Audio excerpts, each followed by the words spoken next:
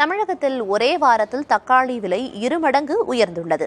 அதற்கான காரணங்கள் பின்னணி என்ன என்று செய்தியாளர் ஆனந்தனிடம் கேட்கலாம். ஆனந்தன், இப்போது நீங்க எந்த மார்க்கெட் பகுதியில் இருக்கிறீங்க? அங்க தக்காளியின் விலை இன்றைக்கு எவ்வளவு நிர்ணயிக்கப்பட்டிருக்கு?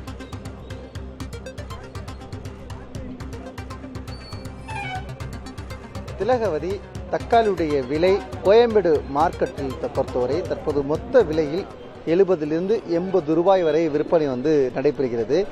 ஏன் இந்த விலை ஏற்றம் என்று பார்க்கும் பொழுது வட மாநிலங்களில் விவசாயம் பாதிப்புக்கு உள்ளாதின் காரணமாக கர்நாடகா, ஆந்திராவிலிருந்து தமிழகத்துக்கு வர வேண்டிய அந்த தக்காளியானது அந்த மாநிலத்துக்கு செல்வதால் இங்கு விலை சற்று உயர்ந்திருப்பதாக இங்கு உள்ள வியாபாரிகள் தெரிவித்தார்கள். கோயம்பேடு மார்க்கெட்டை பொறுத்தவரை ஒரு நாள் ஒன்றுக்கு 60 முதல் 80 வாகனங்கள் சராசரியாக வரும்.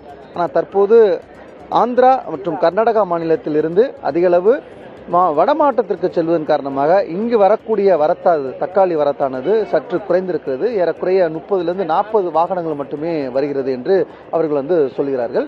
இதன் காரணமாக தான் விலை அதிகமாக ஏறியிருப்பதாகவும் தெரிய வருகிறது.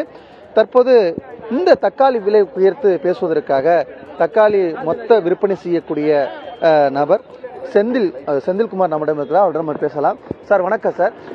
இந்த தக்காளி விலை எவ்வளவு நாள் இந்த ஏற்றம் இருக்கிறது? எதன் காரணமாக இந்த விலை உயர்வு காரணம் என்ன? ஆந்திரா, கர்நாடகாவிலேருந்து தான் வருது தக்காளி வருது. மகாராஷ்டிரா, உடுமலைப்பேட்டை எல்லா பக்கம் மழை பெய்யதால எல்லாருமே இங்கேருந்து தக்காளி போடுறதால விலை கொஞ்சம் ஏறி இருக்கு. இன்னைக்கு மார்க்கெட்டுடைய ரேட்டு என்ன? ஒரு பெட்டி 25 to 28 கிலோ இருக்கும். அந்த பெட்டியுடைய ரேட் என்ன? ஒரு கிலோ எவ்வளவுக்கு மொத்த விலையில் விற்பனை செய்யப்படுது? 1800 ரூபா வருங்க ஒரு பெட்டி. ஒரு 25 கிலோ பெட்டி 1800 ரூபா. இது ஹோல்சேல் ரேட்டு. இதுக்கப்புறமா செமி ஹோல்சேல் இருக்கு, அப்புறமா ரீட்டைல் இருக்கு. அவங்களாம் கொஞ்சம் ரேட்டு ஏறதுக்கு வாய்ப்பு இருக்கு மக்கள்கிட்ட. இதே போல எத்தனை நாளுக்கு இந்த விலை அதிகமாக நீடிக்க வாய்ப்பு இருக்கிறது? சகஜ நிலை வந்தோன்னா திருப்பி ரேட்டு கொஞ்சம் நார்மலாக வாய்ப்பு இருக்கு. திலகவதி, நீங்க கேட்டிருப்பீங்க, மழை காரணமாகத்தான் இந்த விலை அதிகமாக இருக்கிறது தெரிய வருகிறது.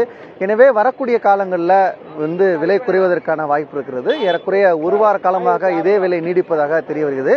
மொத்த விலையில் விற்பனை செய்யப்பட சில்லறை விலையில் இங்கிருந்து சென்னை சுற்றி இருக்கக்கூடிய பகுதிக்கு தொடர்ந்து சில்லறை விற்பனை நடைபெற்றாலும் மற்ற மாவட்டங்களில் அந்தந்த மாவட்டத்திலே நம்ம தமிழகத்தில் போதுமான அளவு விளைச்சல் இருக்கிற காரணமாக அங்கங்கே விற்பனை செய்யப்படுது. சென்னை மற்றும் சென்னை புறநகரை சுற்றி இருக்கக்கூடிய பகுதியில் மட்டும்தான் இந்த விலை நீடிக்கக்கூடிய சூழல் ஏற்பட்டிருக்கிறது. திலகவதி, நன்றி ஆனந்தன், உங்களுடைய கள விவரங்களுக்கும் கலந்துரையாடலுக்கும்.